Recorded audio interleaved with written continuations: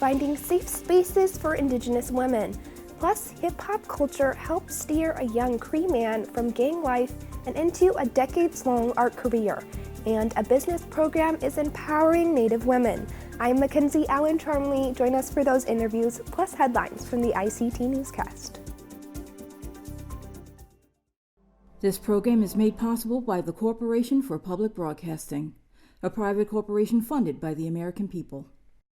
Arizona State University welcomes 3,500 Indigenous students from Arizona and across the nation. It serves one of the largest populations of Indigenous students among U.S. colleges and universities. We created a sense of place for tribal nations to create futures of their own making through community outreach and research, taught by world-class Indigenous faculty where they see a reflection of themselves and their experiences.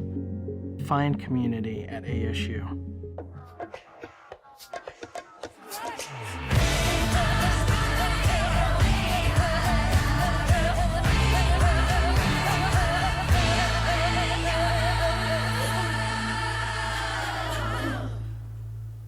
Chenangale, we're so glad you could join us. Aaliyah is away. We start today in Michigan, where a tribal nation is celebrating a legal win against a pipeline company. Enbridge Incorporated has been ordered by a federal judge to shut down its Line 5 pipeline within the next 3 years and pay more than $5 million to the Bad River Band of Chippewa.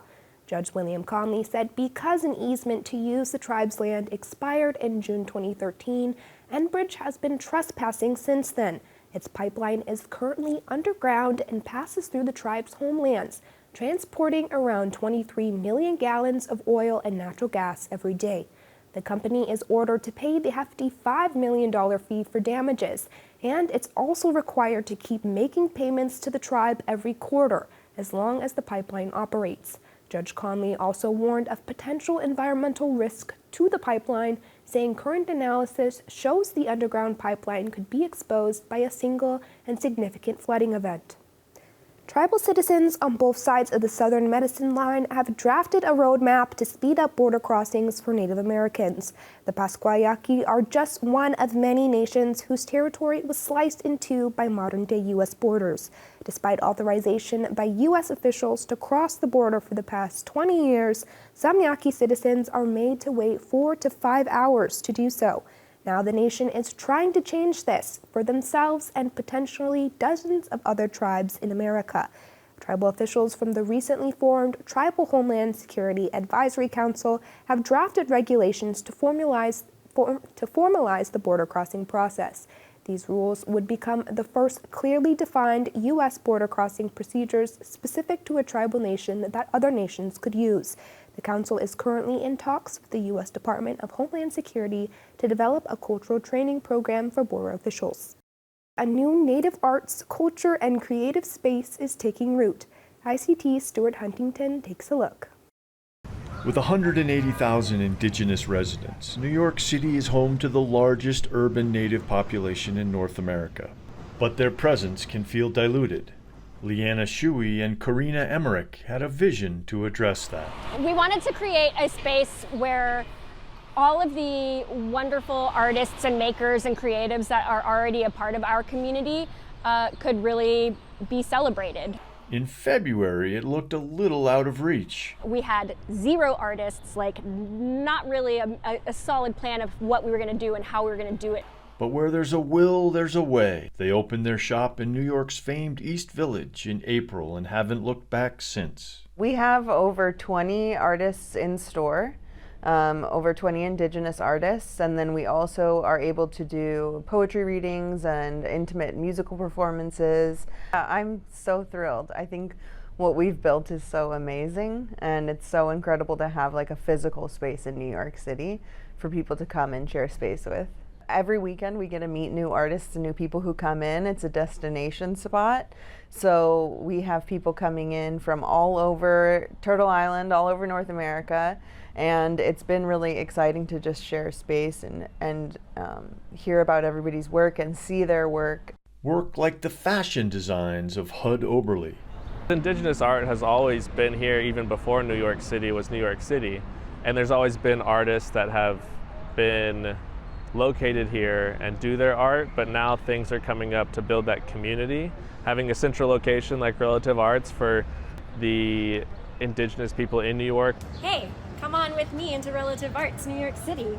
is something that's much needed, and happy it's happening now. But don't think these two relative arts entrepreneurs are relaxing.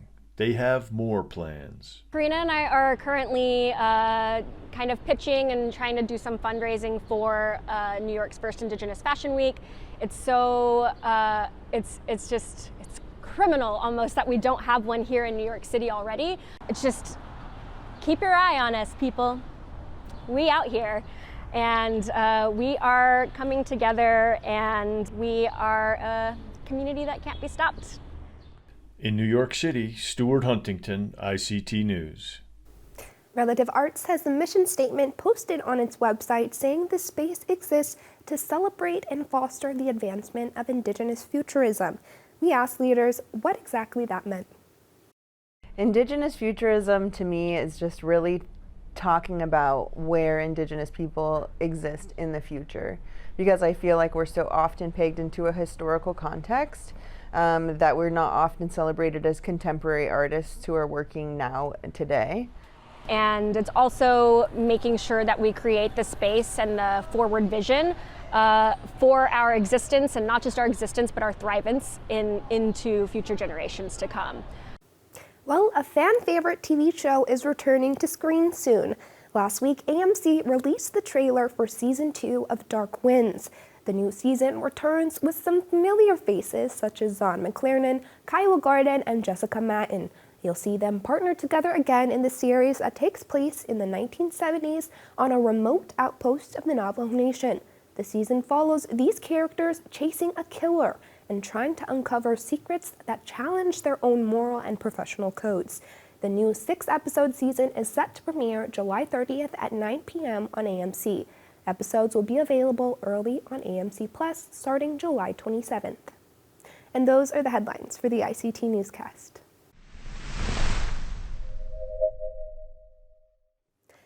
Turtle Mountain Ojibwe citizen Shanda Poitra wants to create a culture where Indigenous people see safe and healthy relationships as the norm. Her life's work is teaching Native women to develop tools to protect and advocate for themselves. The nationally recognized leader of the Indigenous-led Impact Self-Defense Program joins us today virtually to talk about the fellowship. Welcome, Shanda, and congratulations. Thank you. To start, tell us about your plans for your Bush Fellowship. My plan is to go back to school and get my bachelor's degree in leadership and management. Luckily, there's a program right here at our community college. It offers everything that I would need, from grant writing to sociology on Indian reservations, finances, and all the skills that I would need to run a nonprofit. So along with that, I plan to travel to other impact chapters throughout the country to learn from the curriculums that they are teaching out there, and use that information and adapt more curriculums for tribal communities. This work is so important for Native women. What inspired you to get into self-defense in the first place? I first came across an impact chapter when I was in college at UND in Grand Forks, North Dakota. At the time, I was just trying to fill up my full-time schedule. I was 1 credit short, and so I was kind of cruising through the course list and what I can do to fill my schedule. And I came across an impact course for 1 credit. So it was perfect. It took place over Friday, Saturday, and Sunday, and then I would be done. And I thought when I took this class that I'm going to learn how to defend myself against strangers or dangerous people. But when I took that class, it was life-changing for me. I learned so much more than physical moves. I learned how to use my voice in a good and healthy, strong way. I learned what a boundary was and how to assess whether or not somebody was respecting that boundary. And I kind of grew up like not really knowing what a boundary was. Nobody ever talked that kind of language around me before. And so when I learned those skills, I practiced them in everyday life. I mean, it wasn't just with strangers, it was with people that I knew. And I started realizing how it was changing my life for the better, how I was advocating for myself and paying attention to whether or not somebody was respecting my boundaries. And that gave me a lot of information and who I wanted to keep in my life and who wasn't worth, keeping around. And so it was life-changing for me. That's a good segue into my next question, which is feeling safe means more than just physical safety. It means healthy relationships, a good support system. How do we as Indigenous people make that happen? I think Indigenous people have been silenced for so long. We were unable to use our culture, our ceremonies, to speak our language. And a whole generation were brought into the boarding school systems and wiped of their, culture. And so I strongly feel that with teaching people how they can use their voices, and even with against people who are in powerful positions. One thing that I had noticed while teaching this is we get people like doctors or educators that come and they fill these positions on our reservation. And a lot of people don't realize that you can still advocate for yourself, even to a person in a powerful position. Acknowledging when something is not right for you or when something feels uncomfortable for you and voicing that concern is extremely empowering, but it maintains your healthy lifestyle as well. You're protecting yourself or protecting your children. And I think that's incredibly important. And when I learned that, I was like 25 years old already. And so I think if we start teaching our younger generations that they can say no, they can use their voice, they can voice their opinions, I think it would really change that mentality surrounding violence and abuse. Physical and emotional abuse is traumatizing. How can healing happen?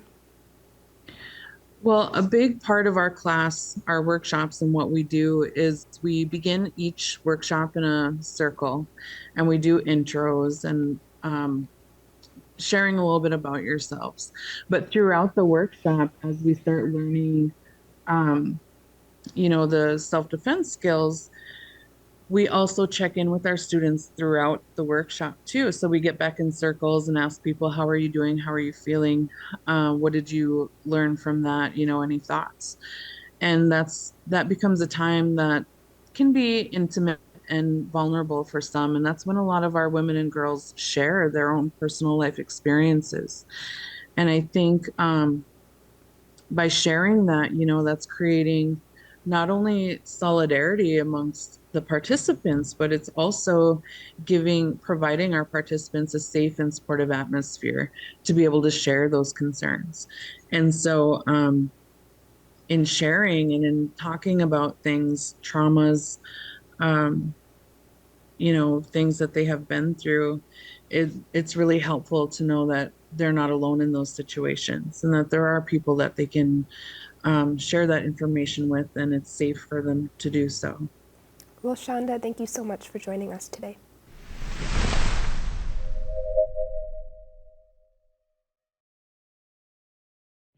In New York, Canadian First Nations artist Daybi is an artist in residence at the American Indian Community House.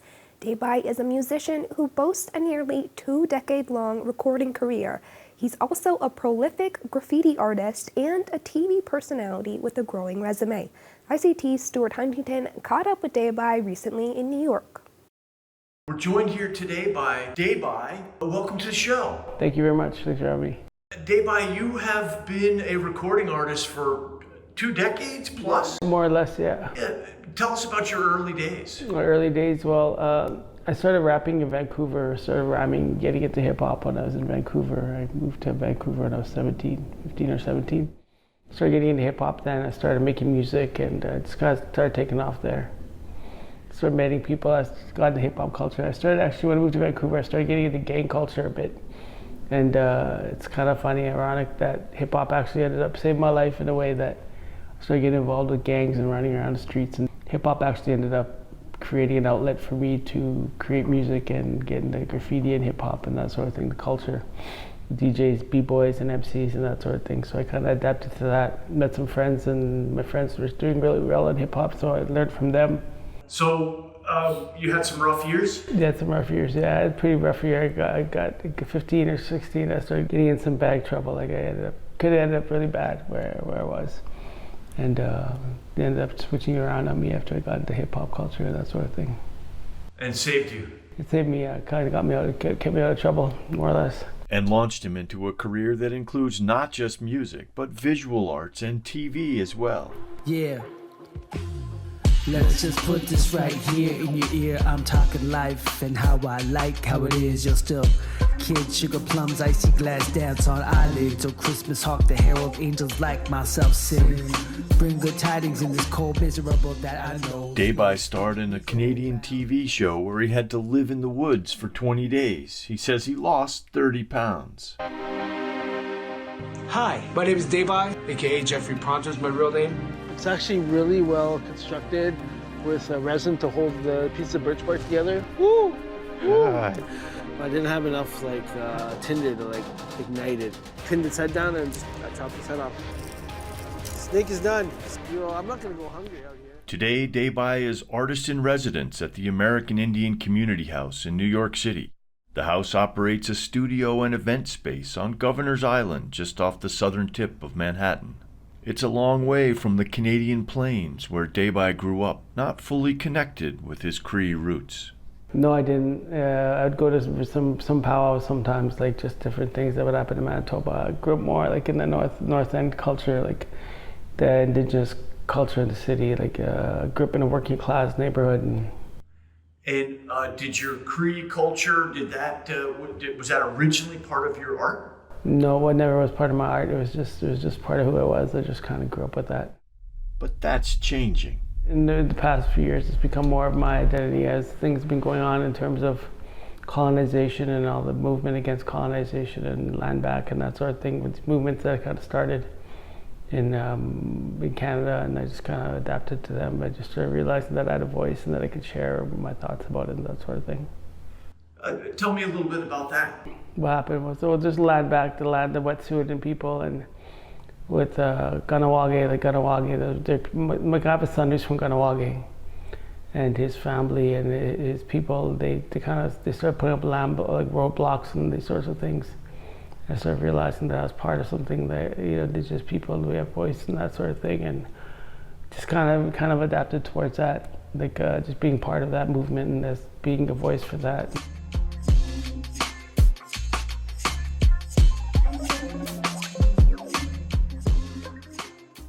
Got some TV work in the works? Yeah, I kind of do. I got some TV work. I got a series that's kind of in development right now with a bigger network in Canada that I can't really talk about too much, but a non-disclosure kind of thing. But yeah, I think a TV show that is in the works right now and hopefully be coming out sometime next year. And what's next for you? Just kind of healing from my injury this past year. I had an injury, I had a stroke and that sort of thing. So kind of on the heal. That's kind of what this trip is for me. It's kind of like I'm healing every day. Every day is like therapy, walking every day and getting out and, coming to the community house and interacting with people and that sort of thing has just been very therapeutic for me. That's kind of what this is for me too. Just kind of getting a chance to get my bearings on everything that's going on and that sort of thing. Do you have any word for a young kid wanting to get into the hip hop world? Yeah, for sure. Basically, I find that hip hop is a good thing if you want to embrace it and do it. Go for it and just embrace the originality that it brings to you as an artist. What you want to say, that you want to do, say whatever comes on your mind, and follow the steps of becoming a master of it. Master your skills and don't be a biter and learn who you are from that, like learn who you are as a person individually, and find your voice in that, and it'll help you if you grow and that sort of thing. People embrace you and that sort of thing. So with your music, do you have a new album coming out? Yeah, I have a new album coming out. It'll probably be like the new year after Christmas, that sort of thing. I'll have a new record out. Right now I have a record out called First Contact with Bombay Records. Thank you very much for joining us today. Yeah, no problem. It's a pleasure to be here. It's very cool. It's very cool to have a voice and just be able to share with people.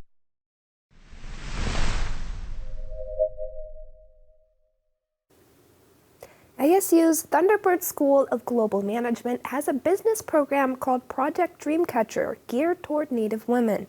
The program's curriculum is designed by Thunderbird faculty who also provide instruction. Denora Gonzalez is currently the project manager for Project Dreamcatcher. She joins us now virtually. Hi, Denora. Hi. So tell us about how Project Dreamcatcher got started. Well, Thunderbird has been the leading international school of business in the world since 1946. And we started with doing a lot of programming for emerging markets. In order to do that, we needed to get like alumni involved in different organizations, private organizations, and also governments. So we've been doing that since 2005. In something that it was called Thunderbird for Good, and now is what we call global development. So in 2015, we decided that we wanted to start like doing different programming here in the United States, and with the help of Freeport McMoran Foundation, they wanted to do a specific program tailored for Native American women.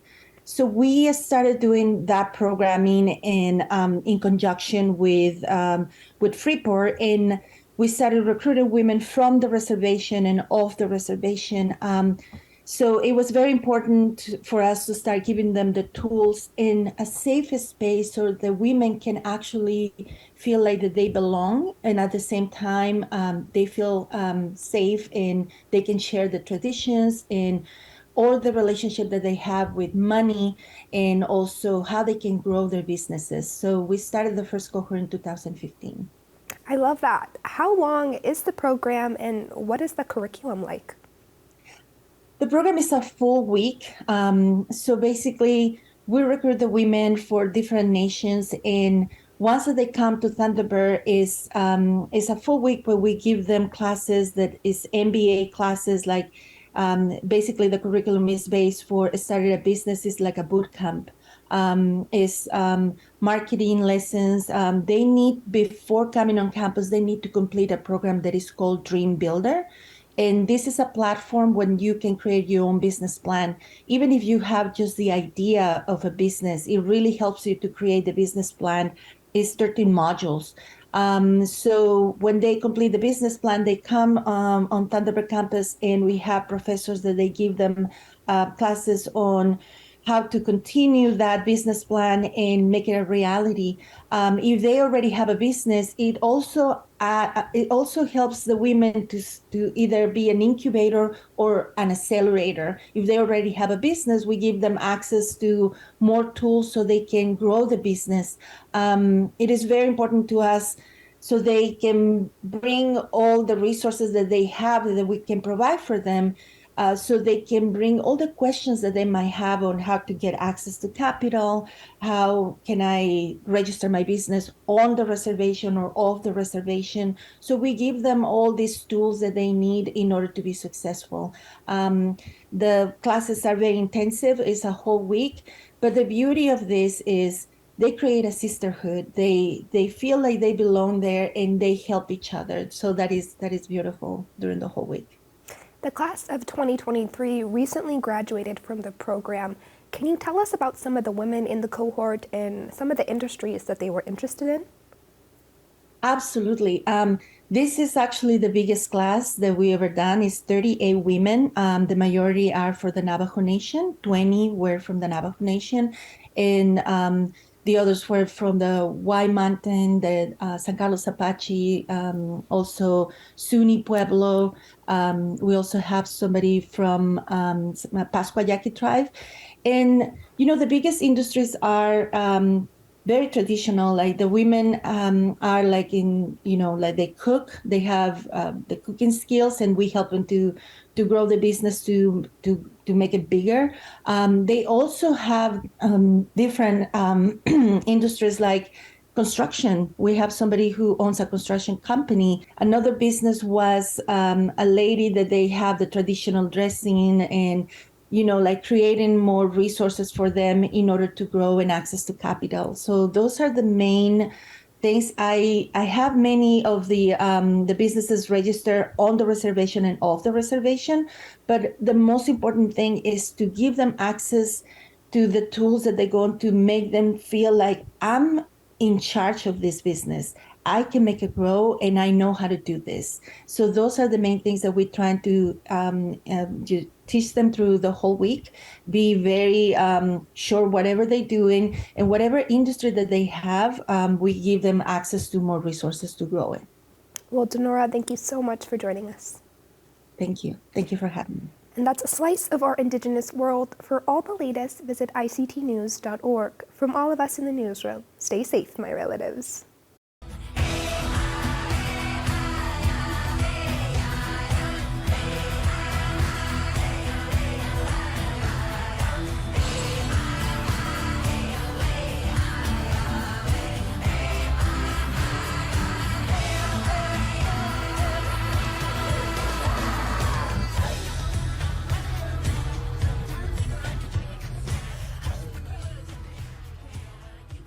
This program is made possible by the Corporation for Public Broadcasting, a private corporation funded by the American people.